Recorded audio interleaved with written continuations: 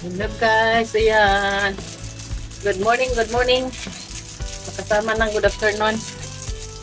Ayan, nagluluto tayo ng gulay na may alimasag. Alimasag! Ayan, maliliit lang.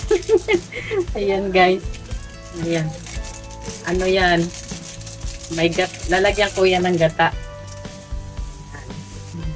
Ayan, may gulay, alimasag, tapos lagyan ng asin. Ayan, asin. And then, ayun guys, kulo-kulo na siya, kulo-kulo na. Lagyan natin ng gata. Pure gata. Yan ang nagpapasarap dyan guys. Papasarap.